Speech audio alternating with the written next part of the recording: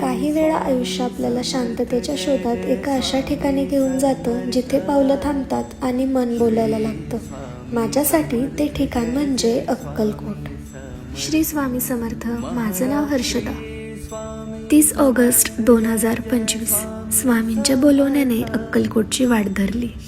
त्या दिवशी माझ्या भावाचा वाढदिवस होता आणि त्याच्यासाठी पुढच्या आयुष्याची सुरुवात स्वामींच्या आशीर्वादाने करायची होती.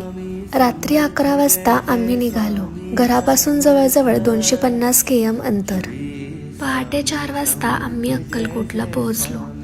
फ्रेश होऊन थेट श्री स्वामी समर्थ समाधी मठाकडे निघालो. समाधीसमोर उभं राहिल्यावर मन अगदी शांत झालं आणि नशिबानं आरतीचाही लाभ मिळाला. त्याच्यानंतर आम्ही वटवृक्ष श्री स्वामी समर्थ देवस्थान येथे गेलो आणि तिथेही समाधान देणारं सुंदर दर्शन झालं. सकाळी लवकर गेल्यामुळे गर्दी नव्हती आणि जवळजवळ 2-3 तास स्वामींच्या उपस्थितीत शांत बसलो.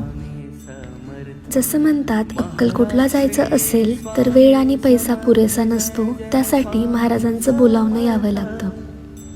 स्वामींच्या चरणी बसल्यावर वेळ कसा जातो कळतही नाही. स्वामींच्या सानिध्यात बसलो आणि त्या शांततेनं सगळा थकवा नाहीसा केला. मन भरलं, समाधान मिळालं. स्वामींचा आशीर्वाद घेऊन आम्ही श्री छत्रपती शिवाजी महाराजांचा आशीर्वाद घेतला आणि परतीच्या प्रवासाला निघालो.